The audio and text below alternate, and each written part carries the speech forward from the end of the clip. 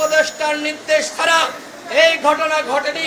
স্বরাষ্ট্র উপদেষ্টাকে এই ঘটনার দায় নিয়ে অবশ্যই পদত্যাগ করতে হবে। যদি নুরুল হক নূরের কোনো ক্ষতি হয় সেই দায় কিন্তু সরকার প্রধানকে নিতে হবে, স্বরাষ্ট্র উপদেষ্টাকে নিতে হবে। গণ অধিকার পরিষদের সিনিয়র সহসভাপতি ফারুক হাসান বিস্তারিত বর্ণনা করেছেন। আমি যেটি বলতে চাই, নুরুল হক নূর আজ 17 দিন ধরে হাসপাতালের বিছানায় কাতরাচ্ছে। আজকে তিনি রিলিজ দিতে চেয়েছিলেন। এর কারণ হলো এই দীর্ঘ সময় হাসপাতালে তিনি এক ধরনের অস্থিরতার মধ্যে আছেন। হাসপাতালে দীর্ঘ সময় থাকা একজন জাতীয় নেতার জন্য কতটা বেদনাদায়ক সেটি আশা করি আপনারা বোঝেন।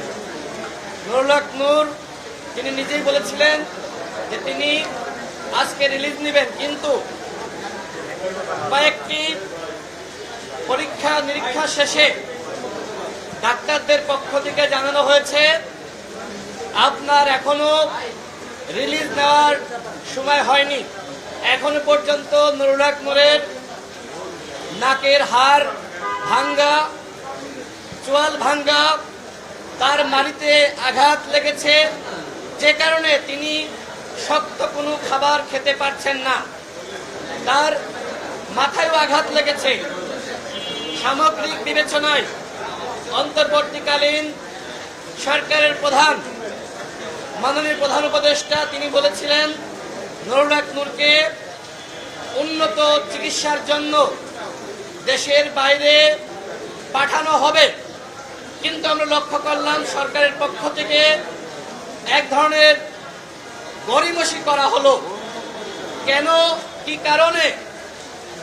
প্রধান উপদেষ্টার উপরে কোনো চাপ আছে কিনা, কোনো একটি মহল বা পক্ষ এরকম কিছু বোঝাতে চাচ্ছে কিনা যে নুরুল হক নূর সুস্থ হয়ে উঠছেন, অথবা দেশের বাইরে নিলে এই যে নুরুল হক নূর গুরুতর আহত হয়েছে সেইটা আন্তর্জাতিক মহলের কাছে প্রকাশিত হতে পারে।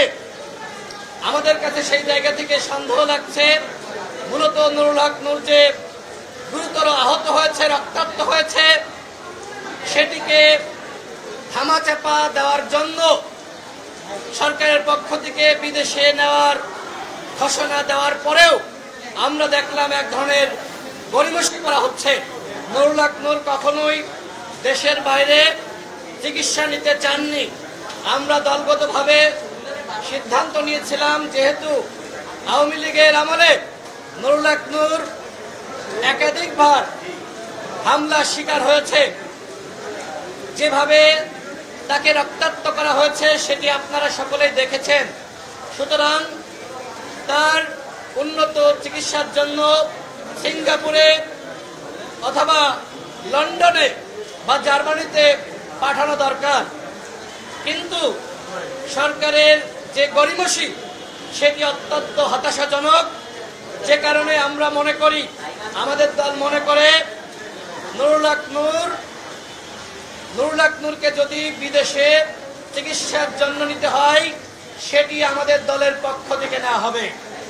সরকারের দয়ার উপরে আমরা আর নির্ভর করতে চাই না। আমরা সরকারের এই ঘোষণাকে, নুরুল হক নূরকে সরকারের পক্ষ থেকে উন্নত চিকিৎসার জন্য বিদেশে নেওয়ার যে ঘোষণা দেওয়া হয়েছিল সেই ঘোষণাকে আমরা প্রত্যাখ্যান করছি। আমরা আমাদের দলের পক্ষ থেকে উন্নত চিকিৎসার জন্য নুরুল হক নূরকে দেশের বাইরে আমরা পাঠাবো। যদিও নুরুল হক নূর বলেছেন তিনি বাংলাদেশের চিকিৎসা ব্যবস্থার উপরে আস্থা রেখে তিনি দেশেই চিকিৎসা নিতে চান। প্রিয় সাংবাদিক ভাইরা, এই ঘটনা 17 দিন অতিবাহিত হতে যাচ্ছে। এখনো পর্যন্ত সেনাবাহিনীর যারা এই ঘটনার সাথে সম্পৃক্ত, পুলিশের যারা এই ঘটনার সাথে সম্পৃক্ত, কাউকে এখনো পর্যন্ত গ্রেপ্তার করা হয়নি, তাদের বিরুদ্ধে কোনো ব্যবস্থা গ্রহণ করা হয়নি।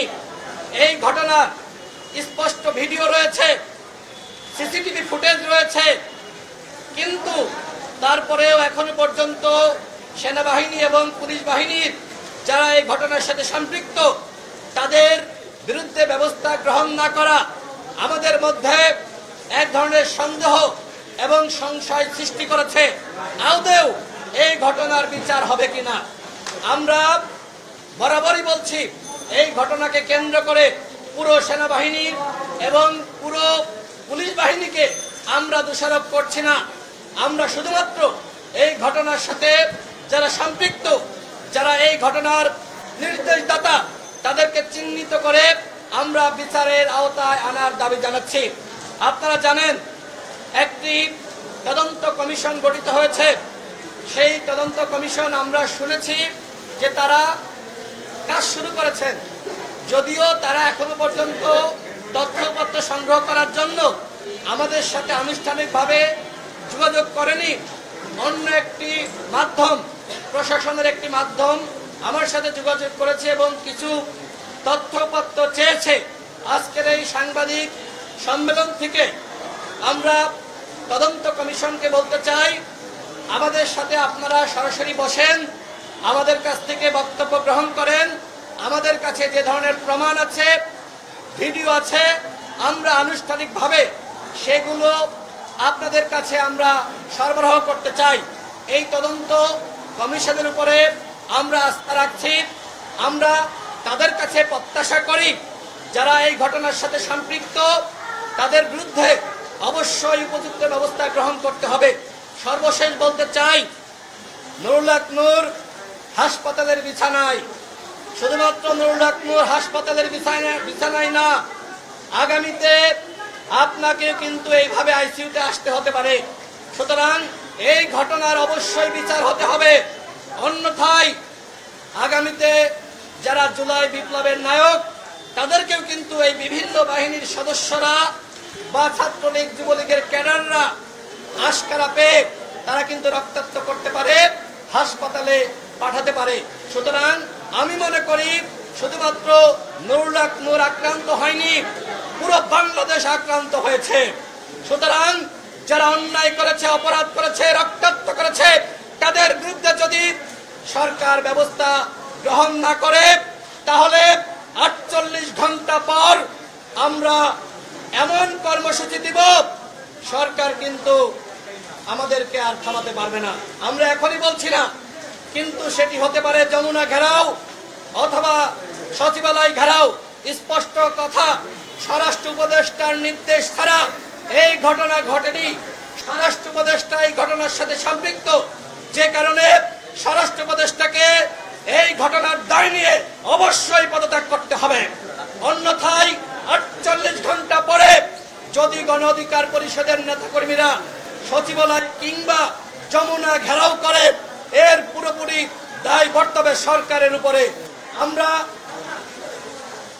আমরা আজকের এই সাংবাদিক সম্মেলন থেকে আবারও সরকারের কাছে স্পষ্ট বার্তা দিচ্ছি, যদি নুরুল হক নূরের উপযুক্ত চিকিৎসা না হয়, যদি নুরুল হক নূরের কোনো ক্ষতি হয়, সেই দায় কিন্তু সরকার প্রধানকে নিতে হবে, স্বরাষ্ট্র উপদেষ্টাকে নিতে হবে।